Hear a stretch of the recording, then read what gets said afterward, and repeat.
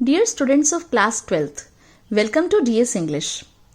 आज का ये वीडियो आपके लिए है और आज के इस वीडियो में मैं आपकी बुक फ्लेमिंगो में से सभी की सभी जो पोएम्स हैं, 6 की 6 पोएम्स जो हैं, उनकी समरी और उनसे रिलेटेड सभी इंपॉर्टेंट क्वेश्चंस डिस्कस करूंगी और साथ के साथ जो शॉर्ट या ब्रीफ समरी है या आप उसको थीम या मैसेज के रूप में भी किस तरह से उस क्वेश्चन को लिख सकते हैं, सेंट्रल आइडिया के रूप में उस क्वेश्चन को कैसे लिख सकते हैं, वो भी एक्सप्लेन करूंगी एंड उनका सॉल्यूशन भी आपको स्लाइड्स पर प्रोवाइड करूंगी।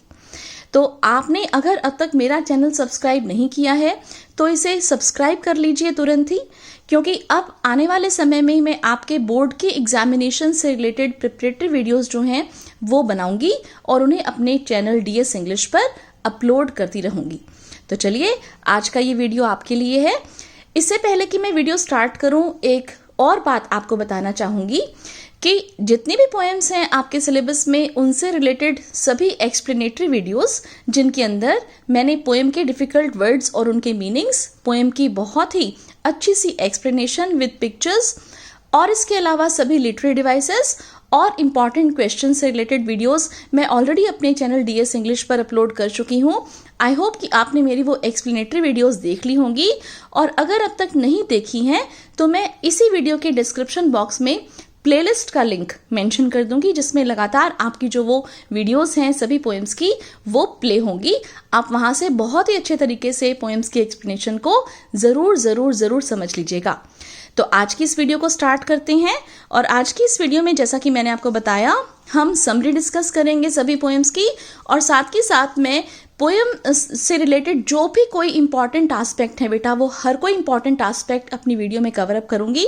आप ध्यान से सुनिएगा, समझिएगा कि किस तरह से क्या क्या इंपॉर्टेंट क्वेश्चंस हो सकते हैं जो इन पोएम्स में से पूछे जा सकते हैं। और जहां तक मान लीजिए आपके मार्क्स की बात है, तो हरियाणा बोर्ड की अगर हम बात करें तो 3 नंबर का जो क्वेश्चन है वो पोएम्स में से आना है। 3 नंबर के 2 क्वेश्चंस आपने अटेम्प्ट करने हैं। इससे पहले 5 मार्क्स का आता था तो वो अब नहीं आएगा, और सीबीएसई बोर्ड के बच्चे भी ठीक इसी पैटर्न से अपनी तैयारी कर सकते हैं। और मार्क्स मैटर नहीं करते बेटा, क्योंकि हर एस्पेक्ट मैं इस पोएम के अंदर कवर करने वाली हूँ, तो कितने भी मार्क्स का क्वेश्चन हो आपका वो इससे बिल्कुल अच्छे से कवर अप हो जाएगा। तो चलिए स्टार्ट करते हैं। आपकी सबसे पहली पोएम है माई मदर एट 66 बाय कमला दास। तो ये जो पोएम है बेटा, इसमें आपको पता ही है कि एक मदर और डॉटर के रिलेशनशिप के बारे में कमला दास ने बताया है। कमला दास ने अपनी मदर के बारे में बताया है और इसका जो मेन थीम है वो एजिंग है। साथ के साथ एक मदर डॉटर के बारे में जो रिलेशनशिप है वो इसका थीम है कि जो डॉटर है वो अपनी मदर को जब बड़ा होते हुए देखती है, बूढ़ा होते हुए देखती है, एज्ड होते हुए देखती है, तो वो इसके बारे में क्या सोचती है। देखिए, शॉर्ट समरी आपकी स्क्रीन पर है आपके सामने, मैं इसे रीड आउट कर देती हूँ। My mother at 66 is a touching poem written by Indian poet Kamala Das. In this poem the poet talks about her mother. She describes her feelings of love and attachment towards her ageing mother. आप देखिए, बहुत ही simple सी भाषा में मैंने इस summary को provide किया है आपके लिए। This is a short poem without a single full stop. It deals with one single emotion. The poet is concerned that her mother is old and fears separation from her. The poet and her mother are on their way to the airport. It is then that the poet notices that her mother has become frail and old. Frail का मतलब weak. W-E-A-K. She bids her mother goodbye at the airport without disclosing her anxieties and concerns. तो देखिए, पूरी poem की जो brief summary है वो यहाँ पर आपके सामने है और इसके अंदर मैंने जो थीम है या जो सेंट्रल आइडिया है इस पोएम का, उसे भी कवर अप कर दिया है आपके लिए। तो देखिए, इस पोएम से रिलेटेड कोई भी क्वेश्चन आए, आप इस समरी की हेल्प से उस क्वेश्चन का आंसर डेवलप कर सकते हो। इसके अलावा बेटा, मैं आपको एक सजेशन एडवाइस जरूर दूंगी कि आप इस पोएम से रिलेटेड जो भी 5 क्वेश्चंस आपकी एनसीईआरटी के टेक्स्ट बुक में पूछे हुए हैं उनको भी जरूर से करके जाना, क्योंकि वो पांचों के पांचों क्वेश्चंस ही मोस्ट इंपॉर्टेंट हैं। 3 नंबर के हिसाब से, 5 नंबर के हिसाब से, 2 नंबर के हिसाब से कैसे भी पूछे जा सकते हैं। हरियाणा बोर्ड में 3 नंबर के आएंगे, सीबीएसई बोर्ड में भी अलग अलग मार्क्स के आएंगे। तो इस तरह से उन 5 क्वेश्चंस को आप जरूर करके जाना। अगर वो 5 क्वेश्चंस अच्छे से कर लेते हो और इस समरी को यदि आप कर लेते हो तो इसके बाद आपको बिल्कुल भी चिंता करने की जरूरत नहीं रहेगी इस पोएम के बारे में। बहुत ही आसान पोएम है और आई होप कि ये जो आंसर मैंने आपको प्रोवाइड किया है इजी लैंग्वेज में, ये आपको काफ़ी हेल्प करेगा इन सभी क्वेश्चंस के आंसर्स को डेवलप करने के लिए। और मेरी ओर से जो इंपॉर्टेंट क्वेश्चन इस पोएम में से निकलता है बेटा, एक तो ये वाला क्वेश्चन काफ़ी इंपॉर्टेंट कंसीडर किया जाता है कि जो पोएट है उसने मदर के फेस को लेट विंटर्स मून से कंपेयर किया है, तो वो क्यों किया है? तो इसमें मैंने अपनी एक्सप्लेनेटरी वीडियो में भी बताया है और मैं आपको फिर से बता देती हूँ कि क्योंकि जो लेट विंटर्स मून होता है वो काफ़ी डल होता है, उसके अंदर ब्राइटनेस नहीं होती, वो इतना ब्राइटली शाइन नहीं करता, राइट, और पेल होता है। ठीक यही जो फीचर्स हैं वो मदर के फेस के भी हैं। मदर का जो फेस है वो एकदम एशन है, like corpse, right, pale colour का है, डल है, it lacks strength just like the late winter's moon, that's why the poet has compared her mother's face to late winter's moon. तो ये क्वेश्चन आप जरूर करेंगे एंड ये क्वेश्चन भी आपका एनसीईआरटी के टेक्स्ट में शामिल है और बाकी क्वेश्चंस भी आपके एनसीईआरटी में ही है। जैसे एक और क्वेश्चन इंपॉर्टेंट है इस पोएम में से कि जो पोएट है उसे क्या फियर है, राइट। तो पोएट को फियर क्या है कि separation from her mother. Poet जो है वो अपनी मदर से सेपरेट होने का फियर रख रही है। जैसे कि एक छोटा बच्चा होता है वो तब बहुत ज़्यादा उदास होता है, रोता है जब वो अपनी मदर से दूर हो जाता है। तो ठीक इसी तरह से जब पोएट की मदर की एज काफ़ी ज़्यादा हो गई है, she is now 66 years old, वो काफ़ी डल है, वीक है, पेल है, ओके तो इस समय पोएट जो है वो ये चिंता कर रही है कि कहीं वो अपनी माँ को लूज ना कर दे, खो ना दे, कहीं उनकी मदर जो है वो मतलब एक्सपायर ना हो जाएं। तो ये उनका है फियर ऑफ सेपरेशन। तो इस तरह से आप ये देखिए कि सभी क्वेश्चंस हैं ये मैंने कवर अप कर दिए हैं इस पोएम के बिहाफ पर। अब हम चलते हैं नेक्स्ट पोएम पर। सेकेंड पोएम है ये आपके सिलेबस की, that is an elementary school classroom in a slum by Stephen Spender. क्या है इस पोएम में? इस पोएम में आपको पता ही है कि एक स्लम एरिया में एक स्कूल है और उस स्कूल में जो भी बच्चे बैठे हैं वो सब गरीब बच्चे हैं। वो ऐसे बच्चे हैं जो हो सकता है कि रैक पिकिंग का काम करते हों या कोई भी काम ना करते हों। वो बहुत पुअर हैं, डिप्राइव्ड हैं, उनके पास फूड, शेल्टर, क्लोथिंग जो कि बेसिक नेसेसिटीज हैं लाइफ की वो भी नहीं है। And they are sitting in a school, in a classroom, right. Elementary school classroom है, प्राइमरी क्लासेस के लिए है, छोटी क्लासेस के लिए है, जूनियर क्लासेस के लिए है। जो क्लासरूम है उसके अंदर बच्चों को शिक्षा दी जाती है, एजुकेशन दी जाती है। मेन बात यह है कि इन बच्चों के पास जब खाने के लिए रोटी नहीं है, पहनने के लिए कपड़े नहीं है, रहने के लिए घर नहीं है, क्योंकि स्लम एरिया में रहते हैं, झुग्गी झोपड़ी में रहते हैं, तो ऐसे में इन बच्चों को एजुकेशन ना देकर अगर हम ये चीज़ें पहले प्रोवाइड करें तो ज़्यादा अच्छा है, according to Stephen Spender. Stephen Spender ने एक सोशलिस्ट होने के नाते, एक कम्युनिस्ट होने के नाते ये मुद्दा उठाया है कि ये जो डिप्राइव्ड बच्चे हैं, पुअर बच्चे हैं, ओके, अंडर प्रिविलेज्ड लोग हैं, इनकी ओर जो बाकी जो सशक्त समाज है वो ध्यान दे, राइट, और इनको वो सब फैसिलिटीज प्रोवाइड करे जो कि नॉर्मली एक ह्यूमन बीइंग को मिलनी चाहिए ताकि ये भी अपनी लाइफ में कुछ सिग्निफिकेंट कर सकें, राइट। तो ठीक यही बात मैंने अपनी समरी में यहाँ पर आपको प्रोवाइड की है। देखिए, पढ़ लेते हैं। The poem An Elementary School Classroom in a Slum, written by Stephen Spender, describes the social inequalities which are prevailing in the society. In this poem, the author describes the situation of the students of an elementary school. The school is located in a slum area. The poet wants everybody's attention to these children. Poet wants that the life of these students improves. He wants them to get trained in order to become good citizens of our country and not criminals. In this poem, Spender demands equal opportunities of education for the poor and the underprivileged. I hope ये answer आपको काफ़ी help करेगा अगर summary, central idea या theme या message जो है इस पोएम का आपसे पूछ लिया जाता है तो पेपर में डायरेक्टली। और इसके अलावा भी बेटा अगर कोई क्वेश्चन मैं समझती हूँ कि जो इंपॉर्टेंट है तो उसमें देखो सिंपल सी यही बात पूछी जा सकती है कि एक तो वो जो चिल्ड्रन है उनके फेसेस जो है या वो जो चिल्ड्रन है उनको डिस्क्राइब करो, या फिर एक और जो बहुत ही इंपॉर्टेंट क्वेश्चन मैं कंसिडर करती हूँ वो ये है कि why is Shakespeare wicked and map a bad example. क्योंकि शेक्सपियर की जो पोट्री है वो आपको पता है कि क्लासरूम की वॉल के ऊपर हैंग कर रही है ना, टंगी हुई है। तो वो जो शेक्सपियर है वो उन बच्चों के लिए विकेड है, बहुत बुरा है। क्यों बुरा है? क्योंकि बच्चों को बेसिकली ज़रूरत तो है कि जो बेसिक एमेनिटीज़ हैं, बेसिक नेसेसिटीज़ हैं लाइफ की, उनकी फूड की, शेल्टर की, क्लोथिंग की, रोटी कपड़ा मकान की, लेकिन उनको दिया क्या जा रहा है? उनको शेक्सपियर दिखाया जा रहा है। शेक्सपियर यहाँ पर एजुकेशन को रिप्रेजेंट करता है। आपको पता है कि इंग्लिश लिटरेचर का सबसे जो रिनाउंड फिगर है वो है विलियम शेक्सपियर। उसकी फोटो वहाँ पर है। बच्चे उसका शेक्सपियर का वहाँ पर क्या करेंगे? Head of Shakespeare, right. उसका क्या करेंगे? बच्चों को तो क्या चाहिए? पहले तो पेट में कुछ होना चाहिए उनके, तभी उनको अच्छे से पढ़ाई आएगी, राइट। तो इसलिए शेक्सपियर जो है वो उनके लिए विकेड है, बहुत बुरा है। Map a bad example, map एक बुरा एग्जाम्पल कैसे है? मैप एक बुरा एग्जाम्पल इस तरह से है बेटा, क्योंकि मैप जो है उसके ऊपर हम क्या करते हैं, हम डिफरेंट डिफरेंट प्लेसेस को लोकेट करते हैं। इन बच्चों के लिए अगर हम ये कहें कि भाई ये अपना घर जो है उसे लोकेट कर दें मैप पर, तो ये पॉसिबल नहीं है। क्यों? क्योंकि ये स्लम एरिया में रहते हैं, हो सकता है कुछ समय यहाँ रहे, कुछ समय के बाद यहाँ से चले जाएं। तो इस तरह से मैप जो है, मैप जिसके ऊपर हम चीज़ों को, स्थानों को लोकेट करते हैं, प्लेसेस को लोकेट करते हैं, वो इन बच्चों के लिए एक बैड एग्जाम्पल है। इसके अलावा सोअर क्लीन वॉल्स क्यों हैं क्लासरूम की, इससे रिलेटेड क्वेश्चन भी कई बार पेपर में आया है। तो सोअर क्रीम वॉल्स, सोअर का मतलब वैसे तो होता है खट्टा, राइट, और क्रीम आप समझते ही हो, क्रीम तो एक कलर का नाम है। तो व्हाइट कलर के वॉल नहीं है, फ्रेश वॉल्स नहीं है, क्योंकि वो फ्रेशली पेंटेड नहीं है, राइट।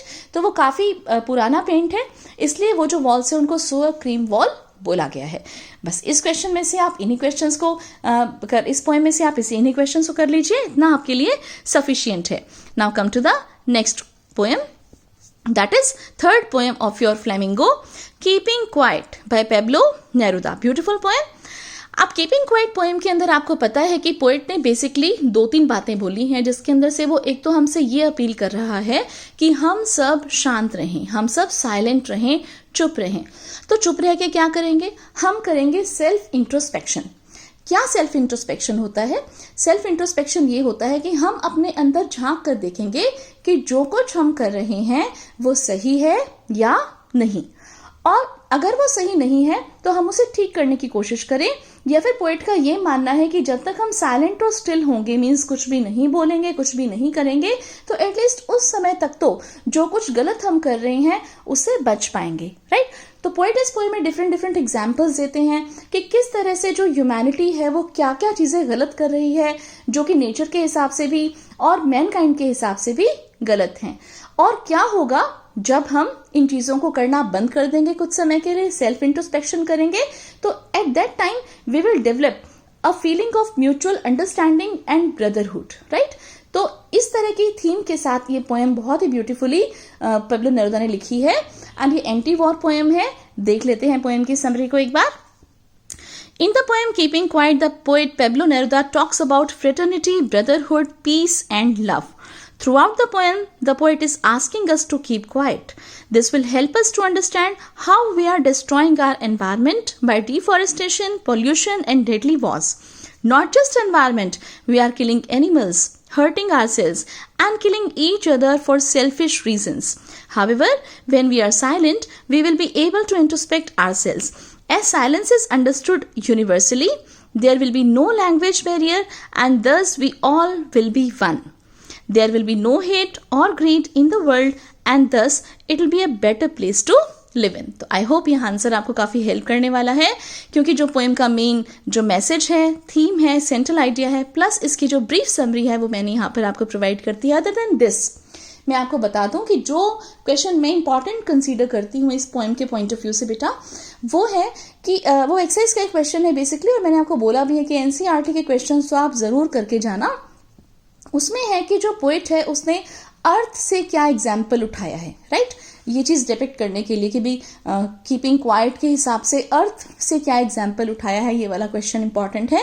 तो अर्थ से जो एग्जाम्पल पोएट ने उठाया है, पेब्लो नेरुदा ने उठाया है, वो ये है कि अर्थ को यहाँ पर पेब्लो नेरुदा ने नेचर के हिसाब से जोड़कर देखा है कि नेचर में से कोई एग्जाम्पल उठाया। क्या एग्जाम्पल उठाया है कि पोएट यहाँ पर ये कहना चाहते हैं कि जिस तरह से नेचर में भी ये होता है, अर्थ पर भी ये होता है कि डिफरेंट डिफरेंट सीजन्स होते हैं, और उन सीजन्स में से ऐसा एक सीजन होता है जब ऐसा लगता है कि सब कुछ शांत हो गया है, सब कुछ डेड हो गया है, स्टिल हो गया है, साइलेंट हो गया है। कौन सा है वो सीजन? जी हाँ, ऑटम सीजन, पतझड़ का सीजन, जिसमें जो सभी जो पेड़ हैं वो अपने पत्ते गिरा देते हैं, कोई नई ग्रोथ नहीं होती, नया जर्मिनेशन नहीं होता, हरियाली नहीं होती, सब कुछ एकदम साइलेंट स्टिल लगता है। लेकिन फिर उसके बाद जो है उस फेज के निकल जाने के बाद कौन सा मौसम आता है? यस, स्प्रिंग का सीजन आता है, बसंत का सीजन आता है, और फिर से ऐसा लगता है कि सब कुछ अलाइव हो गया है, सब कुछ जो है वो फिर से ग्रो कर रहा है और यहाँ पर डेवलपमेंट पॉसिबल हो पाता है। तो अर्थ जो है, नेचर जो है, वो भी हमें एक ऐसा लेसन टीच करती है जिसमें कुछ समय तक हम सबको शांत रहना होता है, और फिर इस शांति से ही आगे जो ग्रोथ है, आगे जो डेवलपमेंट है, आगे जो प्रोग्रेस है, वो पॉसिबल हो पाती है। तो मेरे हिसाब से ये क्वेश्चन बहुत इंपॉर्टेंट है। प्लस आपकी स्क्रीन्स पर जो समरी है, इसे भी आप बहुत अच्छे से पढ़ सकते हो, यूज कर सकते हो अपने आंसर में। Now come to the next poem and that is a thing of beauty by John Keats. A thing of beauty में जॉन कीट्स ने बहुत ही सुंदर तरीके से जितनी भी खूबसूरत चीजें जॉन कीट्स कंसीडर करते हैं वो डिपिक्ट की हैं कि कौन कौन सी ऐसी चीजें हैं जो सुंदर हैं, राइट। And let me tell you one thing कि ये जो क्वेश्चन है बहुत इंपॉर्टेंट है कि कौन कौन सी ऐसी थिंग्स हैं जो जॉन कीट्स कंसीडर करते हैं कि ब्यूटीफुल हैं। और इससे पहले कि मैं पोएम की समरी आपको समझाऊं या थीम या मैसेज के बारे में बात करें, मैं आपको एक बार वो लिस्ट बता देती हूँ। देखिए, द सन आप याद रखेंगे, पोएम में भी है, एनसीईआरटी की टेक्स्ट बुक में भी क्वेश्चन है। The sun, the moon, daffodils, clear rills, simple sheep, mid forest break, okay, lovely tales, right, which we have heard of mighty people, right। ये सभी जो हैं ये थिंग्स ऑफ ब्यूटी कंसीडर की हैं। किसने? जॉन कीट्स ने। The sun, the moon, clear rills, simple sheep, daffodils, mid forest brake, all the lovely tales. इसके अलावा भी हो सकता है कि एक दो और पॉइंट्स होंगे, तो आप मेरी एक्सप्लेनेटरी वीडियो को जरूर से देख लेना, और ये क्वेश्चन भी आ सकता है पेपर में। और इसके अलावा जितने भी क्वेश्चंस बच जाते हैं वो सभी आपके इस समरी के अंदर शामिल हैं, और इवन ये वाला क्वेश्चन भी मैंने इसके अंदर डाला हुआ है। तो चलिए जल्दी से समरी को रीड आउट कर लेते हैं और समझ लेते हैं कि पोएट जो है वो ब्यूटीफुल थिंग्स किसे बता रहे हैं, कौन कौन से थिंग्स ब्यूटीफुल हैं, और उनका क्या असर होता है ह्यूमन बींग्स को पर जब वो उसे देखते हैं। The poem A Think of Beauty is an excerpt from Keats' poem Endymion, a Poetic Romance। अब ये जो लाइन मैंने यहाँ पर बताई है आपको कि जो थिंक ऑफ ब्यूटी पोएम है जॉन कीट्स की लिखी हुई, ये Endymion, a Poetic Romance में से लिया हुआ एक एक्सर्प्ट है। एक लॉन्गर पोएम है Endymion, a Poetic Romance, और उसमें से एक एक्सट्रैक्ट है A Think of Beauty। Short question में आ सकता है, राइट, जो आपके एमसीक्यू बेस्ड आने हैं क्वेश्चंस, उसमें ये पूछा जा सकता है कि भी कौन सी लॉन्गर पोएम में से ये पोएम ली गई है। A think of beauty is a joy forever। ये आपको पता ही है कि बहुत इंपॉर्टेंट लाइन है, first line of the poem. Its beauty can never vanish, nor it can ever diminish. It makes a permanent place in our mind and is a source of health and peace. The world has sufferings and noble people are few, but on account of things of beauty, we weave flowery bands to tie ourselves with this earth. Things of beauty remove the curtain of darkness and gloom from our spirits. The moon, the sun, the clear streams, the thickets in green forest sprinkled with musk rose are all object of beauty. Now, are all object of beauty. The grand mythological stories, epics and ballads about the deeds of and dooms of our heroes are a source of endless joy. तो ये आपको summary जो है ये काफी help करने वाली है think of beauty by John Keats इस पोएम के लिए, और इंपॉर्टेंट क्वेश्चन मैं ऑलरेडी डिस्कस कर चुकी हूँ। तो चलिए चलते हैं नेक्स्ट पोएम पर। फिफ्थ पोएम है ये आपके सिलेबस की, a roadside stand by Robert Frost. Haryana board में ये पोएम शामिल है, लेकिन सीबीएसई बोर्ड में ये पोएम डिलीट हो चुकी है। तो सीबीएसई बोर्ड वाले बच्चे चाहें तो इस को थोड़ा सा स्किप करके देख सकते हैं, और हरियाणा बोर्ड वाले बच्चों के लिए मैं एक्सप्लेन करना चाहूंगी a roadside stand by Robert Frost. तो देखिए बेटा, अ रोड साइड स्टैंड जो पोएम है ये बेसिकली डील करती है ऐसे लोगों से जो बहुत ही पुअर हैं and they live in country side. Country side का मतलब यहाँ पर होता है village side, rural side, right. गांव में रहने वाले लोगों की लाइफ से रिलेटेड है कि जो गांव में रहने वाले जो लोग हैं वो शहरों में आते हैं, आने के बाद अपना एक रोड साइड स्टैंड लगाते हैं जिस पर वो क्या बेचते हैं, सब्जियां बेचते हैं, फल फ्रूट बेचते हैं। शहर में जो लोग रहते हैं वो उनकी इन चीज़ों को खरीदने की बजाय इनके ऊपर एलिगेशन लगाते हैं कि इन्होंने उनके शहर की जो सुंदरता है उसे खराब कर दिया। पोएट इस बात से बहुत दुखी होता है, राइट, कि जो पॉलिश ट्रैफिक है वो सड़क पे से गुजर जाता है, उसके माइंड में जहां पर जाना है वो डेस्टिनेशन है, वो इनकी ओर ध्यान भी नहीं देते कि ये खड़े हैं, इनसे कुछ खरीद लें, पूछ लें कि भी कितने का क्या दिया, कोई भाव वगैरह, ठीक है। लेकिन वो तो क्या करते हैं, वो उल्टा इनको ये कहते हैं कि उन्होंने यहाँ पर आकर इनके शहर की ब्यूटी को खराब कर दिया, सुंदरता को बिगाड़ दिया।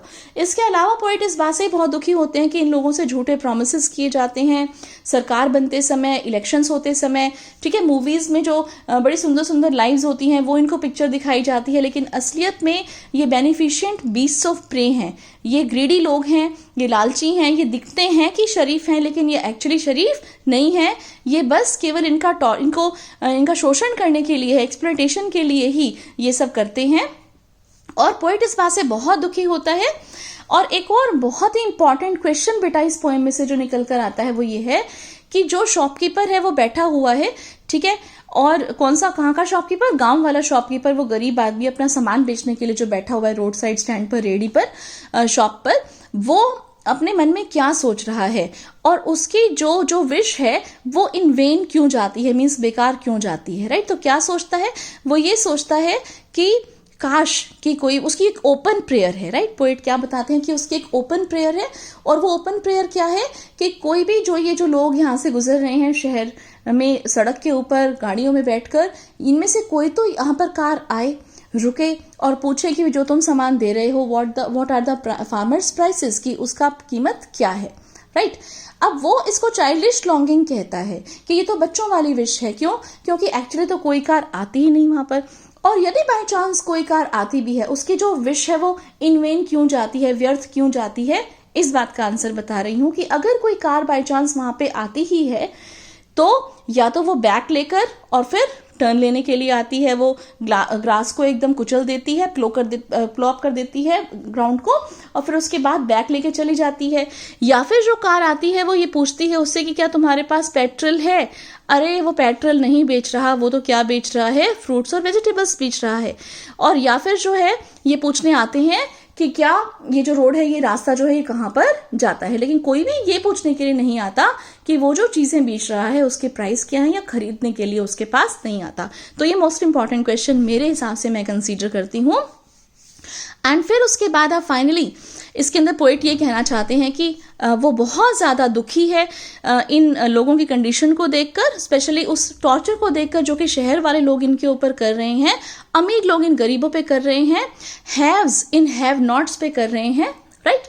तो पोएट ये कहता है कि एक साथ एक ही झटके में इनके सारे के सारे दुख दूर हो जाने चाहिए। लेकिन फिर पोएट ये सोचता है कि वो जब अपनी सेंसेस में आता है, अपने आप को समझाता है कि ऐसा पॉसिबल नहीं है, और फिर उसके बाद जो है यहीं पर ये पोएम खत्म हो जाती है। पोएट कहता है किसी तरीके से मुझे तो कम से कम मेरे दुखों से बाहर निकालो। चलिए समरी भी देख लेते हैं। सबसे इंपॉर्टेंट क्वेश्चन मैंने आपको समझा दिया, पोएम की कंप्लीट जो ब्रीफ में जो समरी है, एक्सप्लेनेशन है, वो मैंने आपको प्रोवाइड कर दी। चलिए, A roadside stand summary deals with the lives of poor deprived people. The poet Robert Frost contrasts the struggling lives of the countryside people with the insensitivity of life of the city dwellers. The city dwellers don't even bother to ponder on the harsh condition of the roadside stand people. The city dwellers don't think about the struggles these roadside people have to go through in order to sell their goods. These poor people have nothing to do except wait for the passing cars to stop and purchase their products. If at all a car stops by, it is to know about directions or to make complain about something.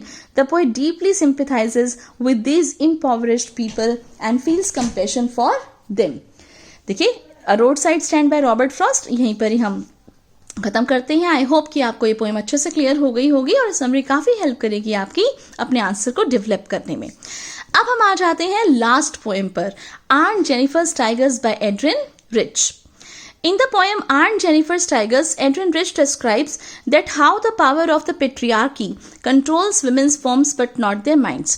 Aunt Jennifer's Tigers किस बारे में है? मैंने अपनी explanatory video में बहुत ही अच्छे से आपको एक्सप्लेन किया है कि ये पोएम है फेमिनिज्म के ऊपर। जो हमारी सोसाइटी है, हमारा जो समाज है, उसमें पेट्रियार्कल स्ट्रक्चर है। मीन्स जो मेल जो मेंबर्स हैं हमारी सोसाइटी के, उनको हमेशा से ही ज़्यादा इंपॉर्टेंस दी जाती है। अगर हम कॉम्प्लेक्स की बात करें तो विमेन के अंदर हमेशा से इंफीरियरिटी कॉम्प्लेक्स रहा है और मेल अपने आप को सुपीरियर समझते आए हैं।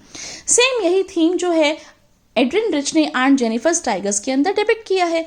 तो इस पोएम में आंट जेनिफर एक ऐसी लेडी है जो कि अपनी मैरिज से खुश नहीं है, अंकल से उनकी शादी हुई है, हम उसको अंकल ही एड्रेस कर रहे हैं क्योंकि पोएट उनको अंकल एड्रेस कर रही है। अंकल और आंट जेनिफर की लाइफ के बारे में, मैरिड लाइफ के बारे में स्टोरी है। तो आंट जेनिफर जो है वो एक क्लॉथ लेकर बैठी हुई है और उस पैनल के ऊपर वो कुछ एम्ब्रॉयडरी कर रही हैं। एम्ब्रॉयडरी का मतलब मैंने आपको बताया था, कढ़ाई कर रही हैं, धागे से कुछ बुन रही हैं, कोई डिजाइन बना रही हैं। और वो क्या डिजाइन बना रही हैं? वो बना रही हैं टाइगर्स। अब वो जो टाइगर्स हैं, वो टाइगर्स जो हैं वो आंट जेनिफर के हाथ से बन रहे हैं कपड़े के पैनल पर। उन्हीं टाइगर्स के ऊपर ये पोएम, आंट जेनिफर्स टाइगर्स। तो वो जो टाइगर्स हैं बेसिकली वो सिंबल हैं, राइट, वो सिंबॉलिक हैं किस चीज का? वो सिंबल है बेटा कि आंट जेनिफर की जो डीपेस्ट डिजायर है, उसका डीपेस्ट जो क्रेविंग है आंट जेनिफर की, उसका सिंबल है कि आंट जेनिफर एक्चुअली बोल्ड बनना चाहती है। She wants to become dominating, she wants to become fearless, she wants to become brave and strong just like the beasts. Okay, कौन से बीस्ट? टाइगर्स। ओके, वो ये चाहती है कि जैसे जंगल में टाइगर से पावरफुल कोई होता ही नहीं, वो सोचते कि वो भी ऐसे पावरफुल बने, लेकिन वो बन नहीं पाती। इसलिए अपने जो डीपेस्ट क्रेविंग्स हैं वो उन्हें एम्ब्रॉयडर कर रही हैं on a panel of cloth, right, embroidery के रूप में। और साथ में पोएट ने ये बताया है कि उसकी फिंगर्स जो हैं वो उस आइवरी नीडल को, मीन्स हाथी के दांत की बनी हुई सुई को भी अच्छे से पकड़ नहीं पाती, कांप रही हैं, ट्रैम्बल कर रही हैं। क्यों ट्रैम्बल कर रही हैं? क्योंकि वो काफ़ी वीक फील कर रही है, वो मैरिज से खुश नहीं है। और अंकल का जो शादी के टाइम जो अंकल ने अंगूठी पहनाई थी, वो जो वेडिंग बैंड है, वो एक बर्डन की तरह से, मैसिव वेट, उसका इतना भारी बोझ है उसके ऊपर, भारी भरकम लग रही है आंट जेनिफर को, क्योंकि अंकल ने शादी के बाद जो है उसको खुशियाँ नहीं दी बल्कि टॉर्चर्स दिए हैं। तो इस वजह से वो आइवरी नीडल को भी नहीं पकड़ पा रही है, उसकी जो फिंगर्स हैं वो ट्रैम्बल कर रही हैं, फ्लटर कर रही हैं। एंड देन फाइनली पोएट ये बताती हैं कि जब आंट जेनिफर मर जाएंगी तब भी उसके जो हैंड्स हैं वो terrifying hands, they will lie down and they will always and forever tell the stories of the sufferings aunt Jennifer has suffered from in her life. तो जब वो मर जाएगी तो भी उसके जो हैंड्स हैं उनको देखकर यही समझ में आएगा कि किस तरह से आंट जेनिफर ने बहुत ही टॉर्चरस लाइफ अपनी जीवन में जी है। चलिए देख लेते हैं समरी, सेंट्रल आइडिया, थीम पर बेस्ड ये छोटी सी जो स्लाइड मैंने आपके लिए यहाँ पर प्रिपेयर की है। In the poem, Aunt Jennifer's Tigers, Edwin describes that how the power of the patriarchy controls women's forms but not their minds. The poem makes this point by presenting the wild, powerful and unafraid tigers embroidered by Aunt Jennifer and contrasting them with Aunt Jennifer herself. She does not seem powerful at all. Her fingers are fluttering through the wool and she can hardly pull the tiny needle because the massive weight of Uncle's wedding band.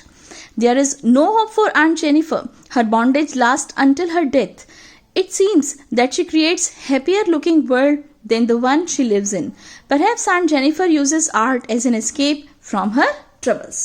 And with this we come to an end of this very useful video for all the students of class 12 especially जो कि अब board के exam में appear होने वाले हैं। और मैं आपको एक और बात बता दूं बेटा कि 12th क्लास स्टूडेंट्स, अब आपके लिए केवल प्रिपरेटरी वीडियोस मैं अपने चैनल डीएस इंग्लिश पर अपलोड करने वाली हूं, तो आप लगातार मेरे चैनल के टच में रहिए। और यदि आपने अब तक चैनल को सब्सक्राइब नहीं किया है तो इसे जल्दी से सब्सक्राइब कर लीजिए। और मुझे बहुत सारे बच्चों के कमेंट्स आते हैं कि मैम आपका जो समझाने का तरीका है वो बहुत अच्छा है, सारा का सारा कुछ एकदम से क्लियर हो जाता है, एकदम माइंड में पिक्चर बैठ जाती है। आई होप कि ये 6 की 6 पोएम्स की जो समरी हैं या जो मैंने एक्सप्लेनेशन बताई हैं या जो इंपॉर्टेंट क्वेश्चंस बताए हैं, हाँ आंट जेनिफर टाइगर्स में से मैंने कोई इंपॉर्टेंट क्वेश्चन नहीं बताया क्योंकि एक्सरसाइज के क्वेश्चंस बेटा सारे इसके अंदर बहुत इंपॉर्टेंट हैं। कि जैसे आंट जेनिफर टाइगर्स जो है, आंट जेनिफर जो है वो टाइगर्स को ही क्यों ड्रॉ करती है, तो मैंने एक्सप्लेनेशन में बताया क्योंकि जो टाइगर हैं वो बोल्ड हैं, डोमिनेटिंग हैं, फियरलेस हैं, अनअफ्रेड हैं, राइट, स्ट्रॉन्ग हैं, और आंट जेनिफर उनकी तरह से बनना चाहती है। या फिर आंट जेनिफर जो है वो उसको आइवरी नीडल को अपनी हाथ से क्यों नहीं पकड़ पाती है ना, तो वो इसलिए कि she is quite weak, right, she is tortured by her husband, तो उसको उसमें इतनी भी स्ट्रेंथ नहीं है कि वो उस निडल को पकड़ पाए। तो इस तरह की चीज़ें या थीम और सेंट्रल आइडिया जो है वो मेनली इस पोएम में से पूछ लिया जाता है। तो बेटा आई एम 100% श्योर कि ये जो समरीज मैंने आपको प्रोवाइड की हैं ये सभी की सभी समरीज आपके लिए बहुत बेनिफिशियल रहेंगी। अब नेक्स्ट वीडियो मैं आपका जल्दी ही अपलोड करूंगी class 12 students. Thanks for watching this video and stay tuned to DS English.